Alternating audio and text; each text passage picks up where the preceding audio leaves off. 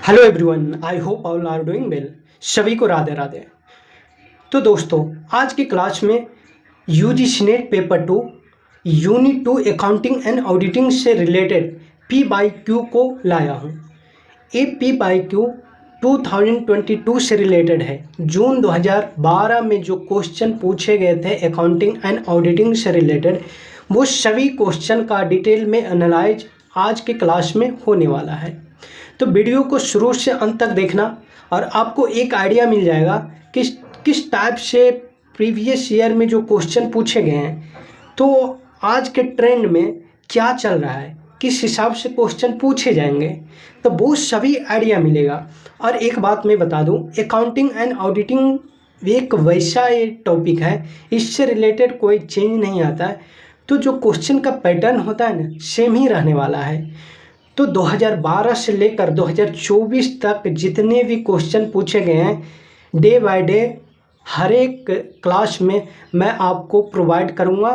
सभी previous exam के question को एनालाइज करके वीडियो अपलोड होगा।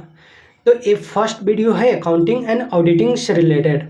एक और बात मैं बता दूं, यूनिट 9 से रिलेटेड 3 वीडियो ऑलरेडी अपलोड कर चुका हूं, जो कि प्रीवियस ईयर में क्वेश्चन पूछे गए हैं, जैसे कि एलएलपी से रिलेटेड जितना भी क्वेश्चन पूछा गया था 2012 से लेकर 2024 तक। उसके बाद कंपनी लॉ, जीएसटी लॉ, इन 3 टॉपिक से रिलेटेड वीडियो बनाकर अपलोड कर दिया हूं। उसका प्लेलिस्ट मिल जाएगा, वहां से जाकर आप देख सकते हो। तो आज 2012 से रिलेटेड प्रीवियस ईयर में जितने भी क्वेश्चन अकाउंटिंग एंड ऑडिटिंग से पूछे गए हैं, सभी को वन बाय वन देखते हैं। तो ये रहा फर्स्ट क्वेश्चन। देखो, आपको समझते चलना है कि क्वेश्चन किस टाइप से पूछा जाता है। एक बात ध्यान में रखना है कि क्वेश्चन इजी नहीं आते हैं, क्वेश्चन को घुमाया जाता है। आप जो बुक में पढ़ते हो इजी क्वेश्चन, वैसे आता ही नहीं। वैसा एक भी क्वेश्चन नहीं मिलेगा। मुश्किल से 100 क्वेश्चन में से 5-10 क्वेश्चन इजी मिलेगा, बाकी डिफ़िकल्टी, बाकी में घुमाया जाता है। तो पैटर्न को ध्यान में रखना है। आपको इजी क्वेश्चन देकर चले जाते हैं और वहाँ पर बनता ही नहीं है। इसलिए प्रीवियस ईयर क्वेश्चन को एनालाइज करना ज़रूरी होता है कि किस टाइप के क्वेश्चन पूछे जा रहे हैं। उस हिसाब से मेरा प्रिपरेशन होना चाहिए, उस हिसाब से आपका प्रिपरेशन होगा तो ही आप एग्ज़ाम में क्वेश्चन को अच्छे से डील कर सकोगे। तो ये रहा first question, which of current liability, कौन सा इसमें से करेंट लायबिलिटी है। देखो, सभी क्वेश्चन जून 2012 में पूछे गए हैं। तो करेंट लायबिलिटी, डिवेंचर जो है ना, ये लॉन्ग टर्म लायबिलिटी है। कौन सा? Long term. Prepaid rent, rent मेरा एक्सपेंस होता है और उस रेंट को प्री पेड कर दिए, मतलब पहले पे कर दिए। अभी मंथ पूरा नहीं, मान लिया जाए कि ए मंथ जुलाई चल रहा है, अगस्त वाले रेंट मैं पेड कर दिया हूँ जुलाई में। तो अगस्त वाले जब जुलाई में पे कर दिया, अगस्त में अब नहीं करेंगे, तो 1 महीना पहले कर दिए, तो ये प्रीपेड हो गया। जब अगस्त में नहीं करेंगे तो वो मेरे लिए ए सेट बन जाएगा। ए सेट, इसको कहेंगे करेंट एसेट। क्या? Current asset. तो प्रीपेड रेंट करेंट एसेट हो गया।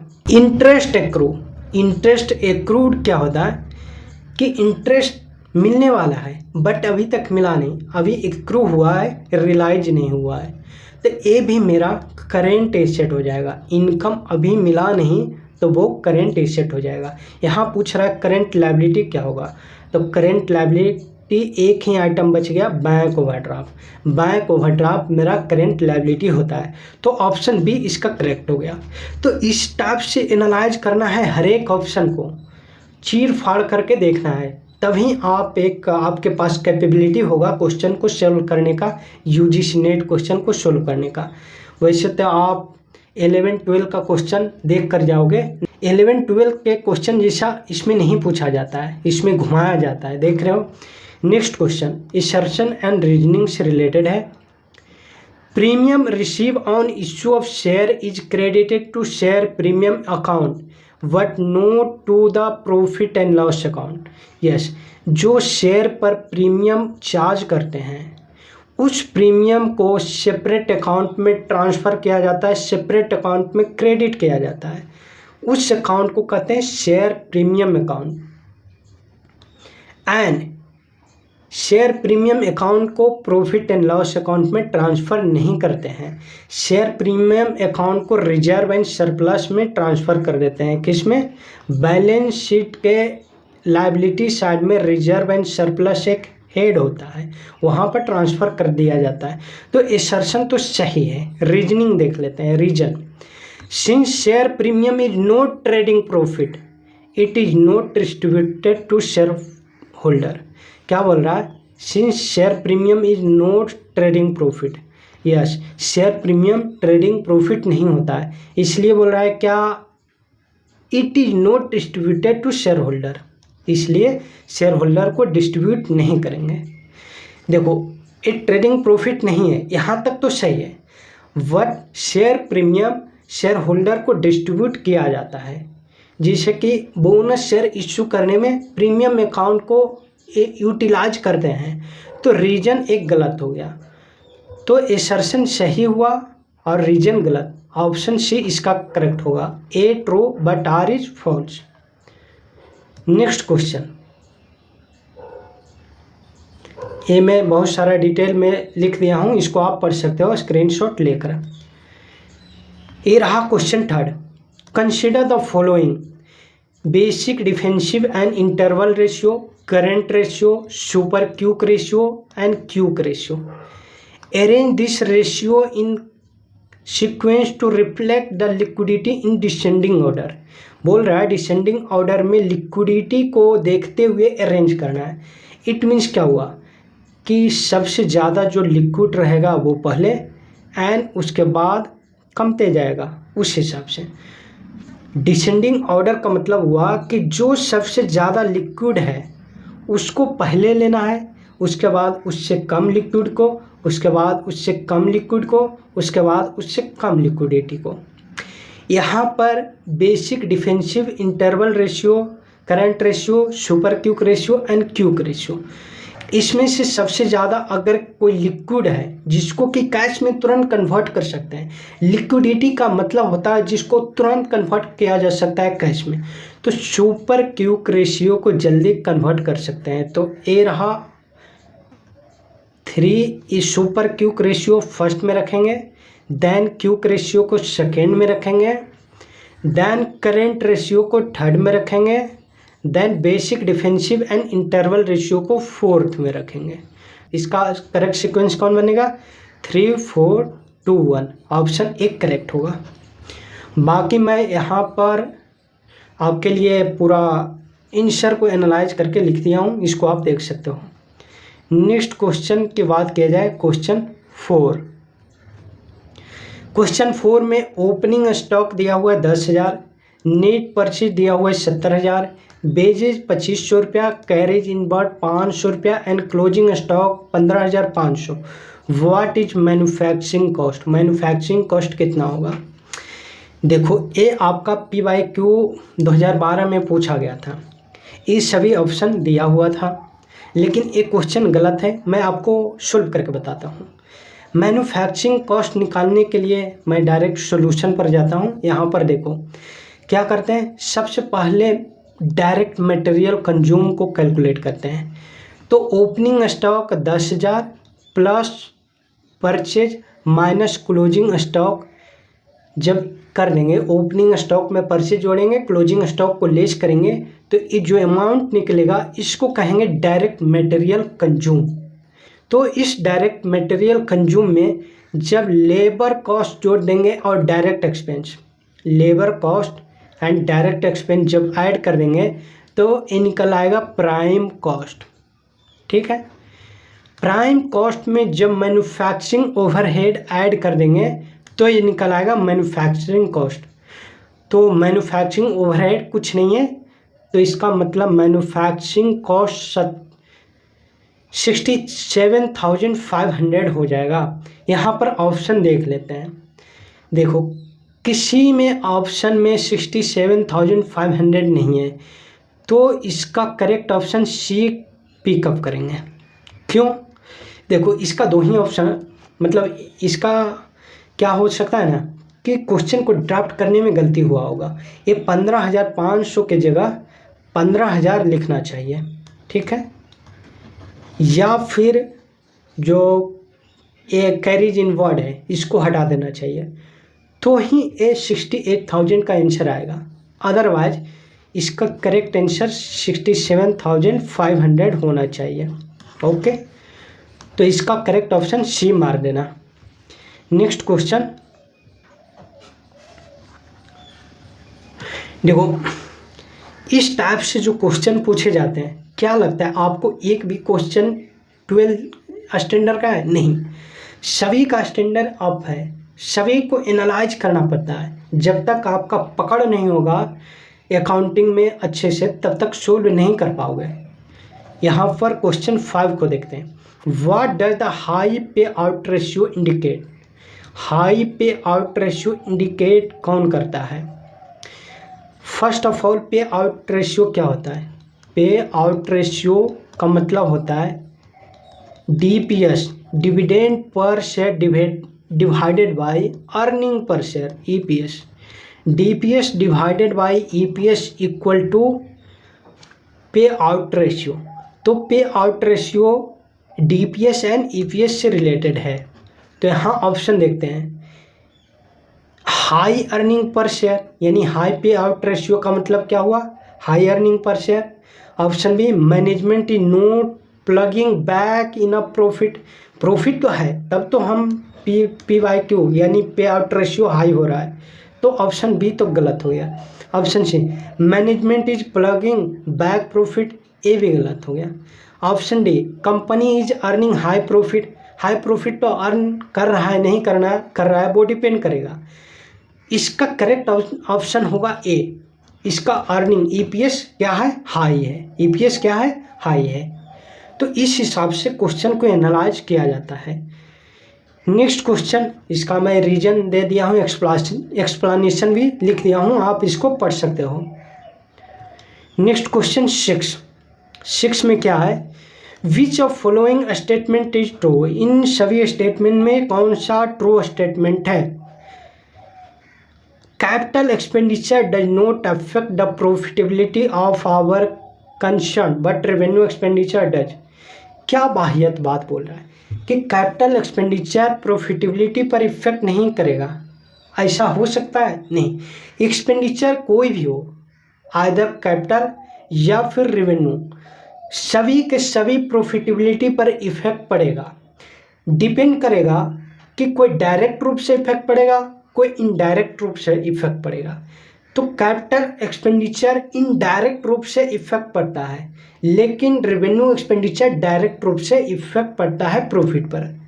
तो ऑप्शन ए तो गलत हो गया। Option B, capital expenditure affect profitability of concern directly नहीं। तो ऑप्शन बी भी गलत हो गया। Capital expenditure effect the profitability of concern indirectly, yes. What revenue expenditure affect directly, yes. Revenue expenditure direct impact करता है एंड कैपिटल एक्सपेंडिचर इनडायरेक्ट। इसका correct option C होगा। चलो डी को देखते हैं। Both capital and revenue expenditure effect directly नहीं, तो इसका करेक्ट ऑप्शन सी हो गया। देख रहे हो किस टाइप से क्वेश्चन घुमाया जाता है। तो जब तक आपको हर एक टॉपिक पर कमांड नहीं होगा, अच्छे से पकड़ नहीं होगा, तब तक सोल्व नहीं कर पाओगे। इसलिए इस क्वेश्चन को, पूरे प्रीवियस ईयर क्वेश्चन को अच्छे से समझना, उसके बाद एग्ज़ाम देने जाना। 12th स्टैंडर्ड का क्वेश्चन देखकर मत जाना। मैं फिर से बोल रहा हूँ, फेल होने का मेन रीज़न होता है यूट्यूब पर 12th स्टैंडर्ड का क्वेश्चन बता दिया जाता है। आप लोग भी खुश हो जाते हो, मौज करते हो, अरे इतना क्वेश्चन मैं सोल्व कर रहा हूँ। वट इफेक्टिव है क्या? नहीं, वो इफेक्टिव आपके लिए नहीं है। आप 12th स्टैंडर्ड में नहीं पढ़ रहे हो, आप हाई लेवल का स्टैंडर्ड आपका हो गया, हायर एजुकेशन में जा रहे हो। आपको डील करना है पोस्ट ग्रेजुएट लेवल के स्टूडेंट को, ग्रेजुएट लेवल के स्टूडेंट को। तो आपका जो प्रिपरेशन होना चाहिए क्या 12th स्टैंडर्ड का होगा? जब 12th स्टैंडर्ड का होगा तो आप सक्सेस हो पाओगे? नहीं हो पाओगे। इसलिए आपका जो स्टैंडर्ड लेवल होना चाहिए, नॉलेज लेवल, वो हाई होना चाहिए, ताकि कोई भी क्वेश्चन पूछा जाए आप इजीली से उसको एनालाइज करके सोल्व कर सको और इफ़ेक्टिव रूप से बता सको कहाँ पर गलत है कहाँ सही है, वो सभी आपको पता होना चाहिए। जिससे कि कई क्वेश्चन गलत है ना तो उसको रेटिफाई कर रहा हूँ, तो उस हिसाब से आपको भी डेवलप करना पड़ेगा, कैपेबिलिटी को डेवलप करना पड़ेगा। चलो इसका आंसर मैं एक्सप्लेन किया हूँ, देख लेना। और इस टाइप का एनालाइज आपको कहीं भी नहीं मिलेगा, पूरा हिस्ट्री देख लो, कोई भी टीचर को देख लो, इस टाइप का एनालाइज कोई भी नहीं किया है। नेक्स्ट क्वेश्चन 7, मैच करना है लिस्ट 1 को लिस्ट 2 से। ओके, यहाँ पर देखो बेसिक कॉन्सेप्ट ऑफ अकाउंटिंग से रिलेटेड एक क्वेश्चन पूछा गया है। जब बेसिक अकाउंटिंग में आपका पकड़ होगा तो ही सोल्व कर पाओगे, क्योंकि ये जो क्वेश्चन पूछा गया है बहुत ही कंफ्यूजिंग क्वेश्चन है। जिसे कि मेजरमेंट ऑफ इनकम का मेजरमेंट किस हिसाब से किया जाता है, तो इसके लिए एक कॉन्सेप्ट बेसिक अकाउंटिंग में एक कॉन्सेप्ट पढ़ाया जाता है, प्रिंसिपल। उस प्रिंसिपल का नाम है मैचिंग प्रिंसिपल। क्या नाम है? Matching principal. तो ए का हो जाएगा मैचिंग रेवेन्यू विथ एक्सपेंस, ए का 3 होगा। मैचिंग प्रिंसिपल में क्या होता है कि जो भी इनकम है उसको उस टाइम पीरियड के एक्सपेंस से मैच करना, इसी को कहते हैं मैचिंग प्रिंसिपल। तो यहाँ पर जो इनकम मेजरमेंट क्या करेंगे ना, तो मैच करेंगे रेवेन्यू को उस टाइम पीरियड के एक्सपेंस से। रिकॉग्नाइजेशन ऑफ एक्सपेंस का रिकॉग्नाइजेशन क्या होगा? सोचो, एक बार आप सोचो 5 सेकंड के लिए क्या होना चाहिए।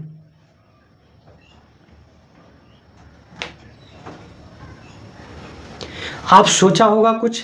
देखो जो एक्सपेंस है ना, ये एक्सपेंस इफेक्ट करेगा किस पर? इफेक्ट करेगा पीएल, और पीएल से इफेक्ट किस पर करेगा? नेट प्रॉफिट डायरेक्ट इफेक्ट किस पर करेगा?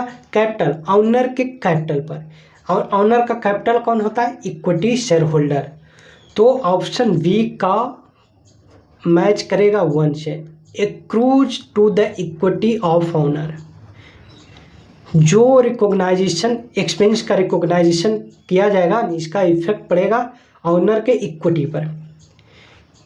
यहीं से देख लो कि ऑप्शन कौन सा सही होगा। ए का 3 सी में भी है और डी में भी है। बी का 1 सिर्फ और सिर्फ सी में है, देख रहे हो। तो इसका करेक्ट ऑप्शन सी होगा। चलो नेक्स्ट बी और सी भी देख लेते हैं। यहाँ बेसिस ऑफ रियलाइजेशन का बेस क्या होता है? रियलाइजेशन का बेस होता है रेवेन्यू को रिकॉग्नाइजेशन करना। सी का 1 एंड आइडेंटिफिकेशन ऑफ रेवेन्यू का आइडेंटिफिकेशन एक पीरियड वाइज होता है। आइडेंटिफाई करते हैं कि इस पीरियड का इतना रेवेन्यू है, इससे आगे का पीरियड का इतना है, तब तो प्रीपेड और एक्रूड एडवांस ये सभी क्रिएट होता है। तो प्रीपेड और एक्रूड इनकम कहाँ से क्रिएट होता है? आइडेंटिफिकेशन पीरियड से। डी का 4, ऑप्शन सी इसका करेक्ट हो गया। नेक्स्ट क्वेश्चन, और ए इसका मैं पूरा एनालाइज करके दे दिया हूँ, यहाँ से आप देख सकते हो इसका आंसर। नेक्स्ट क्वेश्चन की बात किया जाए, question 8, conversion cost is sum of. देखो एक कॉस्ट अकाउंटिंग से रिलेटेड है, कन्वर्जन कॉस्ट सम ऑफ, यानी कि किसको किसको जोड़ेंगे तो कन्वर्जन कॉस्ट मिल जाएगा। तो डायरेक्ट मटेरियल को जोड़ेंगे, डायरेक्ट एक्सपेंस को जोड़ेंगे एंड फैक्ट्री ओवरहेड को जोड़ेंगे तो कन्वर्जन कॉस्ट निकल कर आ जाएगा। डायरेक्ट मटेरियल नहीं जोड़ेगा, ठीक है, यहाँ पर ध्यान रखना है। देखो प्राइम कॉस्ट कैसे निकलता है? Direct material plus direct labour या डायरेक्ट वेजेज भी कर सकते हो, एंड डायरेक्ट एक्सपेंस, ये निकलता है प्राइम कॉस्ट इस हिसाब से। लेकिन जब हम निकालेंगे कन्वर्जन कॉस्ट, उसमें direct labour means direct wages को एंड डायरेक्ट एक्सपेंस को जोड़ेंगे, साथ ही साथ इनडायरेक्ट एक्सपेंस को ही कहते हैं हम क्या? ओवरहेड। तो ये सभी जब ऐड किया जाएगा निकल कर रिजल्ट आएगा कन्वर्जन कॉस्ट। क्या निकल कर आएगा? Conversion cost. तो इसका करेक्ट ऑप्शन बी होगा। Direct wages, direct expense and factory overhead. इसका मैं सॉल्यूशन प्रोवाइड कर दिया हूँ, इसको आप देख लेना। Next question, question 9, identify true statement of following. इसमें से कौन सा स्टेटमेंट करेक्ट है? Option 1, balance sheet is always prepare from the point of view of the business but not from the point of view owner. यानी कि जो balance sheet prepare किया जाता है, देखो फाइनेंशियल स्टेटमेंट, फाइनेंशियल स्टेटमेंट में क्या क्या आता है? Profit and loss account, balance sheet, cash flow statement और भी एक दो चीज़ आता है। तो ये जो बैलेंस शीट प्रिपेयर किया जाता है किसके पॉइंट ऑफ व्यू से देखते हैं? बिजनेस के पॉइंट ऑफ व्यू को देखते हैं। तो यहाँ पर पॉइंट 1 तो सही होगा। देखो पॉइंट ऑफ व्यू बिजनेस के पॉइंट ऑफ व्यू से बनाते हैं बट नॉट ऑनर के पॉइंट ऑफ व्यू। ऑनर क्या कर रहा है उससे क्या मतलब है हमको? Point second, the financial relationship of the business to its owner is show in the balance sheet. क्या बोल रहा है कि financial relation of the business to its owner, owner का और बिजनेस का जो रिलेशन होता है फाइनेंशियल रिलेशन, उसको बैलेंस शीट में शो करते हैं। जी हाँ, देखो इन्वेस्ट करता है तो उसका एंट्री क्या होता है? Cash account debit to capital. ठीक है, तो एक कैपिटल कौन है? कैपिटल का मतलब ऑनर। तो ये फाइनेंशियल ट्रांजेक्शन है, इसको बैलेंस शीट में शो करेंगे। तो पॉइंट 2 भी सही है। Next point, balance sheet is always related to period of time. क्या balance sheet period of time से रिलेटेड होता है? बताओ। नहीं, ये पीरियड ऑफ टाइम से रिलेटेड नहीं होता है, ये स्पेसिफिक होता है, एक स्पेसिफिक पीरियड से रिलेटेड होता है। तो पॉइंट 3 गलत हो गया। पॉइंट 1 और 2 इसका करेक्ट होगा, ऑप्शन ए करेक्ट होगा। यहाँ पर मैं पूरा आंसर दे दिया हूँ। Note period of time, period of time से रिलेटेड नहीं होता है, ये स्पेसिफिक डेट का बनाया जाता है, जिससे कि 31 मार्च 2024 इस दिन का बैलेंस शीट बन रहा है, इस टाइप से। तो पीरियड वाइज नहीं, ये स्पेसिफिक डेट से बनता है। नेक्स्ट क्वेश्चन 10, ये प्रैक्टिकल क्वेश्चन पार्टनरशिप अकाउंट से पूछा गया है। इसमें न्यू प्रॉफिट शेयरिंग रेशियो निकालने के लिए बोला गया है, जिसमें से एक्स एंड वाई पार्टनर है एंड दोनों का रेशियो 2:1 है। देखो ओल्ड रेशियो, ए पार्टनर एक्स और ए वाई हुआ, तो इसका रेशियो 2:1 है। एडमिट हुआ न्यू पार्टनर जेड एडमिट हुआ, तो न्यू रेशियो क्या होगा? न्यू रेशियो जेड का 1/3 दिया हुआ है, यहाँ पे दिया हुआ है। तो what is new profit ratio? New profit ratio क्या होगा वो निकालना है। तो क्या करोगे आप? सिंपल करो, एक्स सेक्रीफाइस कितना करेगा, वाई सेक्रीफाइस कितना करेगा। तो एक्स का रेशियो है 2:3 एंड वाई का 1:3। तो 2:3 में 1/3 दे देगा जेड को एंड वाई देगा 1/3 जेड को। तो एक्स देगा 2/9 एंड वाई देगा 1/9। ये देगा देखो जेड को 2/9 मिला किससे? एक्स से, प्लस 1/9 मिला वाई से। दोनों को जोड़ो, 9 और 2 और 1 3, तो 3/9। इसको जब कट करोगे तो 1/9 आएगा, आ जाएगा, तो ठीक है। अब क्या करना है? इस सेक्रीफाइस रेशियो निकल गया एक्स और वाई का। तो न्यू रेशियो निकालने के लिए old ratio minus sacrifice ratio करते हैं। तो ओल्ड रेशियो एक्स का है 2/3 माइनस सेक्रीफाइस रेशियो 2/9। ये निकल गया 9, 3 × 6 और 2, 4/9 एंड इसी तरह बाई का 1/3 ओल्ड हो गया एंड सेक्रीफाइस कर रहा है 1/9। तो इसको एलसीएम ले लो, 9, 3 - 1 बराबर 2/9। तो देखो x का हो गया 4 एंड y का हो गया 2 एंड z का हो गया 3। 4 2 3 ऑप्शन सी इसका करेक्ट हो गया। बाकी सॉल्यूशन मैं यहाँ पर भी दे दिया हूँ, इसको इस हिसाब से आप लोग देख लेना।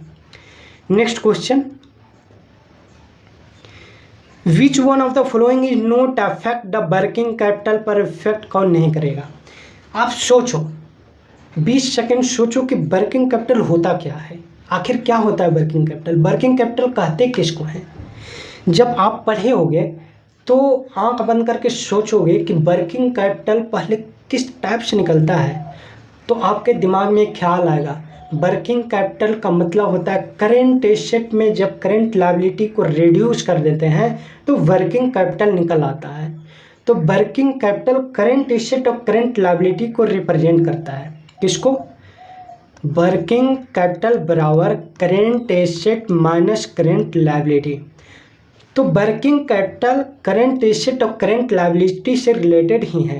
अब यहाँ पर ऑप्शन देखो, realisation from cash from debtor, debtor से कैश रियलाइज हुआ, इसका जर्नल एंट्री पास करो। तो जर्नल एंट्री क्या होगा, cash account debit to debtor.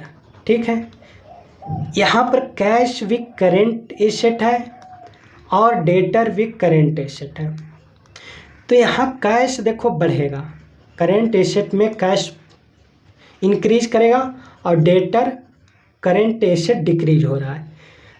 तो इसका इफेक्ट क्या होगा, इसका इफेक्ट नील होगा, कुछ नहीं होगा। एक करेंट एसेट मान लिया जाए 10,000 था, तो 10,000 से कैश बढ़ा, 10,000 से डेटर घटा, तो इफेक्ट क्या पड़ा, नील पड़ गया। तो इसका करेक्ट ऑप्शन यही होना चाहिए। चलो फिर भी देख लेते हैं ऑप्शन बी, सेल किया plant and machinery to cash में। देखो प्लांट एंड मशीनरी कौन सा एसेट है, ये फिक्स एसेट है, लॉन्ग टर्म एसेट है। तो जब प्लांट एंड मशीनरी सेल करेंगे इसका जर्नल एंट्री होगा cash account debit to plant and machinery. तो कैश तो इंक्रीज कर जाएगा, यहाँ पर कैश इंक्रीज करेगा, लेकिन प्लांट एंड मशीनरी क्या है, करेंट एसेट नहीं, लॉन्ग टर्म एसेट है। तो इसका प्रभाव पड़ेगा कैश फ्लो स्टेटमेंट में और इसका प्रभाव पड़ेगा वर्किंग कैपिटल पर। तो ऑप्शन बी का पड़ेगा। यहाँ पर बोल रहा है कि इसका इफेक्ट नहीं पड़ेगा, तो बी का इफेक्ट पड़ेगा। इसी तरह इक्विटी शेयर इशू किया, इक्विटी शेयर क्या होता है, कैपिटल होता है। तो cash account debit to capital और कैपिटल लायबिलिटी साइड में जाता है, तो इसका भी इफेक्ट पड़ेगा। And redemption of debenture, debenture long term loan है, लॉन्ग टर्म लायबिलिटी है, तो यहाँ पर करंट लायबिलिटी नहीं है, तो इसका भी इफेक्ट पड़ेगा। तो इफेक्ट किसका नहीं पड़ेगा, ऑप्शन ए का। आई होप आपको समझ में आ रहा होगा। तो देख रहे हो किस हिसाब से क्वेश्चन पूछा जाता है, तो इस हिसाब से आपका प्रिपरेशन होना चाहिए। तो आपका प्रिपरेशन बढ़िया हो, इसीलिए मैं आपको हेल्प कर रहा हूँ। तो आपको करना क्या है, चैनल को सब्सक्राइब कर लेना है, बेल आइकन को प्रेस करना है, वीडियो को शेयर करना है और शुरू से अंत तक सभी यूनिट को, सभी टॉपिक को मैं जिससे बता रहा हूँ उस तरीके से समझते जाना है, ताकि जल्दी से जल्दी क्वेश्चन को सोल्व कर सको। मैं ट्रिक्स एंड टिप्स भी बताऊँगा, प्रैक्टिकल क्वेश्चन को किस हिसाब से सोल्व किया जाता है। जैसे कि आपने वाटर मॉडल डिविडेंड पॉलिसी पढ़े होंगे, उसमें वाटर मॉडल और गोल्डन मॉडल से क्वेश्चन पूछे जाते हैं। उसमें लोग बहुत सारा लंबा चौड़ा उसका फॉर्मूला है, उसमें बह जाते हैं। उस फॉर्मूले के हिसाब से अगर सोल्व करोगे तो भाई 10 मिनट तो सोल्व करने में लग जाएगा। 3 घंटा का एग्जाम, अगर उस हिसाब से 10 क्वेश्चन रहेगा, मेरा टाइम ख़त्म हो गया। मैं उस क्वेश्चन को विदिन 20 सेकेंड में किस हिसाब से सोल्व किया जाता है, मैं उसका भी ट्रिक बताऊँगा। तो डिविडेंड पॉलिसी से रिलेटेड जल्द ही वीडियो अपलोड करूंगा, आपको 20 से 30 सेकंड में सोल्व कर दोगे। फार्मूला का कोई ज़रूरत नहीं है, आपका एक भी आंसर गलत नहीं होगा, चाहे दुनिया का कोई भी क्वेश्चन रहे। मैं जो ट्रिक बताऊंगा उस ट्रिक से आप डिविडेंड पॉलिसी का क्वेश्चन सब सही करोगे। चलो नेक्स्ट क्वेश्चन देखते हैं, असर्शन एंड रीजनिंग से है।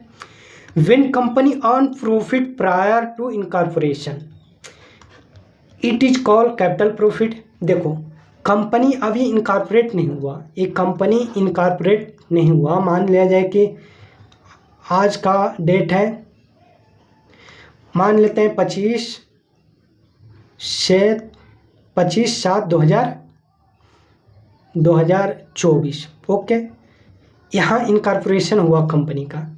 इससे पहले कुछ प्रॉफिट कंपनी अर्न किया, उस प्रॉफिट को क्या कहेंगे? Capital profit. यस, इस प्रॉफिट को कैपिटल प्रॉफिट ही कहा जाता है। तो असर्शन तो सही है। Reason, capital profit can not be use to distribution of dividend to share holder.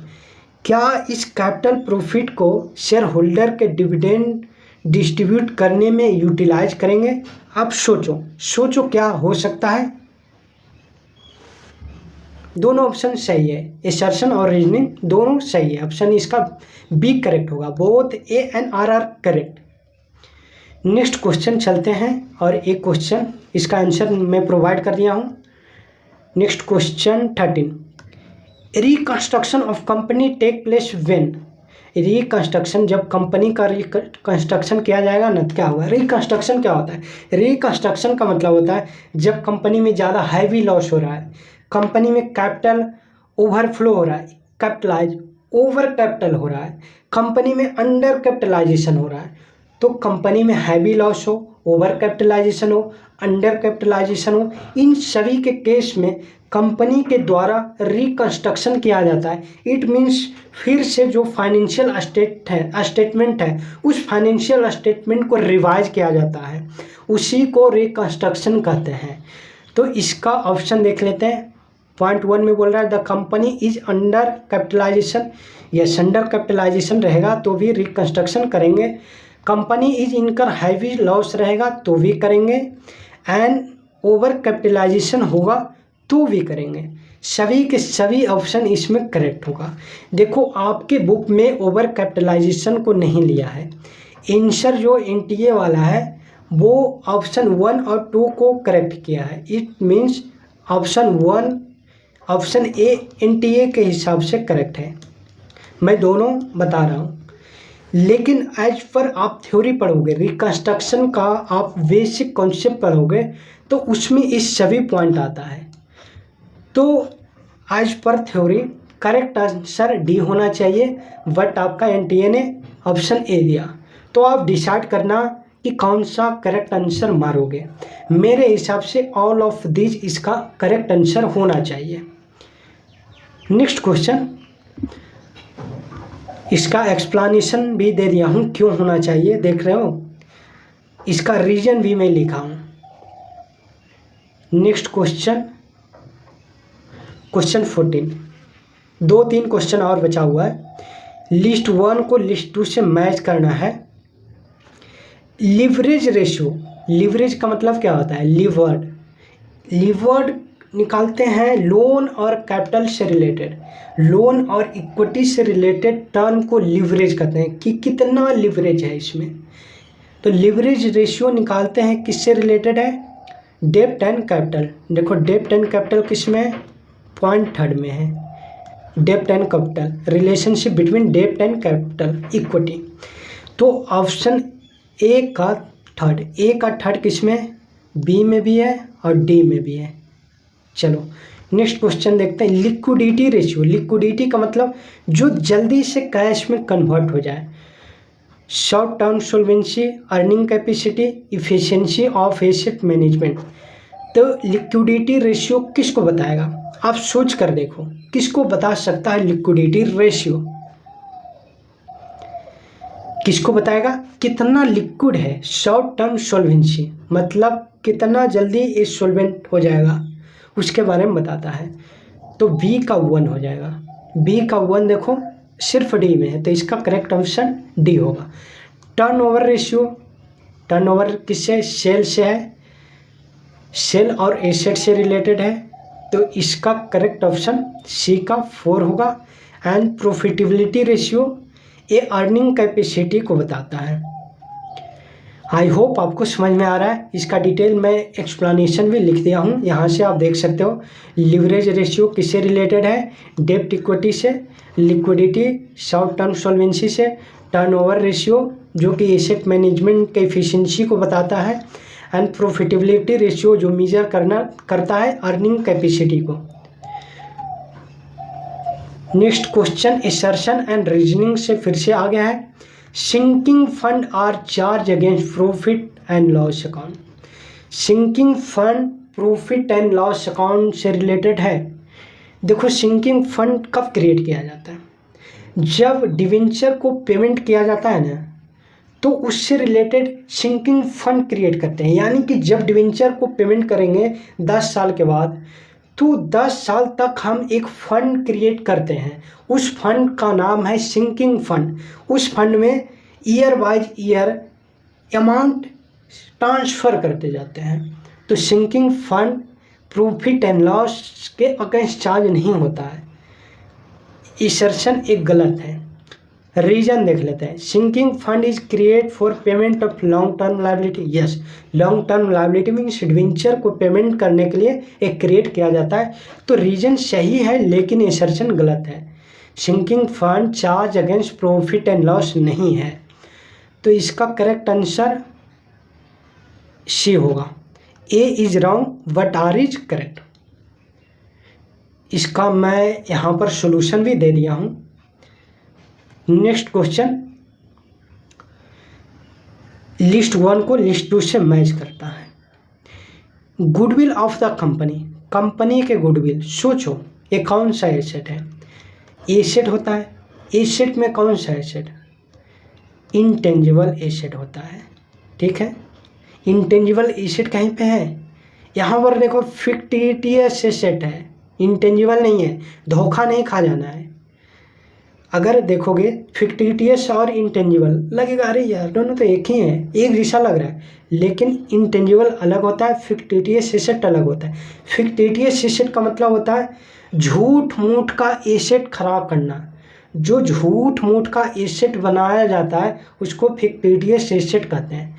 जिससे कि प्रीलिमिनरी एक्सपेंस, यानी कि एक्सपेंस पहले हम पेमेंट कर दिए और उसको हम मान रहे हैं एसेट, और धीरे धीरे उस प्रीलिमिनरी एक्सपेंस को प्रॉफिट एंड लॉस अकाउंट में ट्रांसफ़र करते जाएंगे। तो प्रीलिमिनरी एक्सपेंस ए फिक्टिटियस एसेट माना जाता है। ठीक है। ओवरड्राफ्ट एक करेंट लायबिलिटी है। प्रीवियस क्वेश्चन में भी देखा था। तो करेंट लायबिलिटी को करेंट डेंसिटी भी कहते हैं।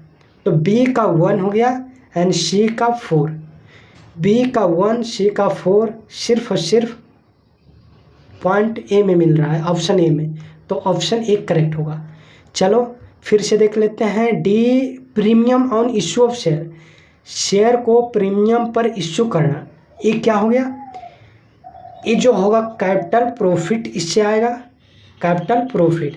और एक capital profit reserve and balance sheet के रिजर्व एंड सरप्लस में ट्रांसफ़र कर दिया जाएगा। तो एक क्या हो जाएगा? Premium on share third, reserve and surplus का पार्ट है। एंड गुडविल अब बच गया क्या है? Fix asset. एक्सप्लेनेशन में दे दिया हूँ। Next question, in India which of the following is prepare on the guideline of AS3। AS3 किसका है? कैश फ्लो स्टेटमेंट का। कैश फ्लो स्टेटमेंट एक अकाउंटिंग स्टैंडर्ड 3 डील करता है। अकाउंटिंग स्टैंडर्ड मतलब कि एक स्टैंडर्डाइज फॉर्म है कि कैश फ्लो स्टेटमेंट इस तरीके से आपको बनाना चाहिए। तो कैश फ्लो स्टेटमेंट AS3 किसको डील करता है? कैश फ्लो स्टेटमेंट को, बैलेंस शीट को नहीं। बैलेंस शीट, कंपनी का बैलेंस शीट के लिए कौन डील करता है? Section 129 schedule third. Okay. Fund flow statement का कोई भी रूल रेगुलेशन नहीं है, मीन्स बेसिक अकाउंटिंग से रिलेटेड ये है। And cash flow statement AS7 और इसका new latest version Ind AS 7 हो गया। तो आप ध्यान में रखना है इंड AS 7 किसका है? Ind AS 7 cash flow statement का है। कंसोलिडेटेड फाइनेंशियल स्टेटमेंट ये अलग हो गया, इसका अलग अकाउंटिंग स्टैंडर्ड है। तो इसका करेक्ट ऑप्शन क्या हो जाएगा? Cash flow statement. कमेंट में आप लिखना कैश फ्लो स्टेटमेंट का कितने एक्टिविटी होता है, वो आप कमेंट बॉक्स में लिखना है। नेक्स्ट क्वेश्चन, और ये आज का लास्ट क्वेश्चन है। एक कैश फ्लो स्टेटमेंट के बारे में पूरा लिख दिया हूँ। चलो लास्ट क्वेश्चन को देख लेते हैं। Which of correct sequence of the following action required to preparation of financial account. Financial account को प्रिपरेशन करने का करेक्ट ऑप्शन क्या है? तो पता है, जब आप 11th में शुरू आए थे, वहाँ पर हम लोगों ने क्या पढ़ा था? वहाँ पर जर्नल एंट्री से स्टार्ट किए थे। जर्नल एंट्री से हमने क्या बनाया था? ट्रायल बैलेंस से हमने क्या बनाया था? लेजर अकाउंट, लेजर का पोस्टिंग, या फिर जर्नल से लेजर बनाए थे, लेजर अकाउंट, एंड लेजर से ट्रायल बैलेंस। ठीक है, उसके बाद यहाँ से जब आगे निकले तो ट्रेडिंग अकाउंट बनाया। क्या? Trading account. And trading account के बाद जब निकले तो प्रॉफिट एंड लॉस अकाउंट पर आ गया। And profit and loss account के बाद फाइनली बैलेंस शीट पर पहुंच गया। तो करेक्ट सीक्वेंस क्या होगा? देखो यहाँ पे trading account, market adjustment entry यहीं जर्नल के बाद जो ट्रायल बैलेंस बनता है ना, यहाँ के बाद एडजस्टमेंट एंट्री मारा जाता था, उसके बाद ट्रायल बैलेंस बनाते थे। बैलेंस शीट सबसे लास्ट में, profit and loss account balance sheet के पहले। तो सबसे पहले क्या करेंगे? एडजस्टमेंट एंट्री पास करेंगे, सेकेंड में ट्रेडिंग अकाउंट बनाएंगे, थर्ड में profit and loss, and fourth में बैलेंस शीट। तो इसका करेक्ट ऑप्शन 2, 1, 4, 3। 2 सबसे पहले किसको लेंगे? मार्केटिंग एडजस्टमेंट को, 2 को, उसके बाद ट्रेडिंग अकाउंट 1 को, उसके बाद प्रॉफिट एंड लॉस 4 को, देन बैलेंस शीट को। करेक्ट ऑप्शन सी हो जाएगा। इसका मैं यहाँ पर सीक्वेंस भी आंसर में लिख दिया हूँ, इसको आप देख सकते हो। करेक्ट सीक्वेंस फाइनेंशियल अकाउंट बनाने का क्या है? पहले एडजस्टमेंट एंट्री पास करेंगे, देन ट्रेडिंग अकाउंट बनाएंगे। एडजस्टमेंट एंट्री में बहुत सारा रेवेन्यू, एक्सपेंस, जो गलत हुआ, रॉन्ग एंट्री हुआ, वो सभी का एडजस्टमेंट किया जाता है। ट्रेडिंग अकाउंट में प्रॉफिट, ग्रॉस प्रॉफिट कैलकुलेट करेंगे। प्रॉफिट एंड लॉस अकाउंट में नेट प्रॉफिट कैलकुलेट किया जाएगा। एंड बैलेंस शीट में बैलेंस शीट पोजीशन को बताता है। क्या? पोजीशन। एक बात और मैं बता दूं कि profit and loss account performance को बताता है। किसको? फाइनेंशियल स्टेटमेंट क्वेश्चन पूछा जाता है 2023 एग्ज़ाम में पूछा गया था। यूजीसी नेट 2023 एग्ज़ाम में क्वेश्चन पूछा गया था कि फाइनेंशियल स्टेटमेंट का परफॉर्मेंस कौन बताता है? तो परफॉर्मेंस बताता है प्रॉफिट एंड लॉस अकाउंट। अगर पूछा जाएगा फाइनेंशियल स्टेटमेंट का पोजीशन कौन बताता है, तो बैलेंस शीट। आई होप आपको सभी के सभी क्वेश्चन समझ में आ गया है। कहीं पर भी कंफ्यूजन रहेगा आप कमेंट बॉक्स में लिखना, मैं पूरा उसका सलूशन फिर से प्रोवाइड करूँगा। तो देख रहे हो किस टाइप से क्वेश्चन पूछे जाते हैं, इसी टाइप से आपका प्रिपरेशन होना चाहिए। प्रिपरेशन 12 स्टैंडर्ड लेवल का नहीं होना चाहिए। जब आपका प्रिपरेशन हायर एजुकेशन के लिए हो रहा है तो आपका स्टैंडर्ड भी हाई लेवल का होना चाहिए, और आपको इतना अच्छे से पढ़ना चाहिए कि कोई भी क्वेश्चन आए उसको धाक से समझो और फटाक से बना दो। तो इस वीडियो में इतना ही। वीडियो कैसा लगा कमेंट बॉक्स में लिखना, और इस तरह के सेशन को कंटिन्यू अपलोड करते रहूँगा। आप भी डे बाय डे देखते रहना। यूनिट 9 से रिलेटेड ऑलरेडी 3 वीडियो अपलोड किया हूँ, जो कि LLP एक्ट से रिलेटेड है, कंपनी एक्ट से रिलेटेड है, एंड GST से रिलेटेड है। तो उसमें क्या किया हूँ कि LLP एक्ट से रिलेटेड 2012 से 2024 तक जितने क्वेश्चन पूछे गए सभी का एनालाइज किया हूँ। कंपनी एक्ट से रिलेटेड जितने भी क्वेश्चन 2012 से 24 तक पूछे गए सभी का एनालाइज किया हूँ। GST से रिलेटेड जो क्वेश्चन पूछे गए हैं 2017 से 2024 तक उसका एनालाइज किया हूँ।